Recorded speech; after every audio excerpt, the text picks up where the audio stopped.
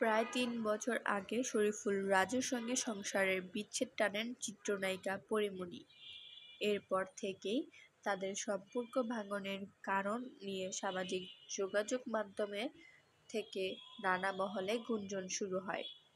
বিভিন্ন সময়ে প্রশ্ন আসতে থাকে বিচ্ছেদের পেছনে তৃতীয় কোনো পক্ষের ভূমিকা ছিল কিনা তা নিয়ে। এবার এ প্রসঙ্গে পরীমনি নিজেই মুখ খুললেন। সম্প্রতি একটি টেলিভিশন চ্যানেলের পডকাস্ট অনুষ্ঠানে অংশ নিয়ে ব্যক্তিগত জীবন ও রাজের সঙ্গে বিচ্ছেদ প্রসঙ্গ নিয়ে খোলামেলা কথা বলেন এই ঢালিউড কুইন।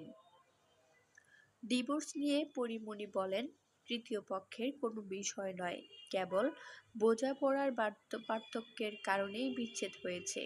সংসার টিকিয়ে রাখতে চেষ্টা যে করতে হয় এটা তো সে জানেই না, কিংবা কারো চেষ্টাকে সমর্থন জানাতে হয় সেটাও তো জানে না।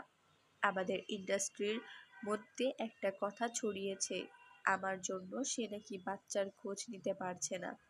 এটা খুবই ভুল একটা কথা।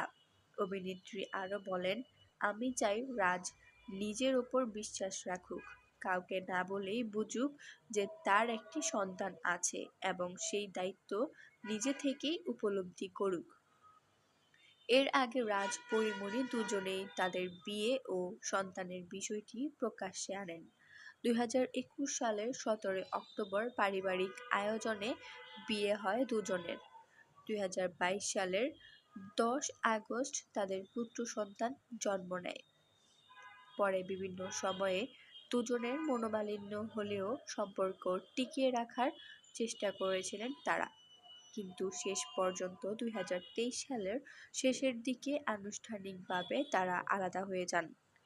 উল্লেখ্য, ব্যক্তিগত জীবনের টানাপোড়েনকে পাশ কাটিয়ে বর্তমান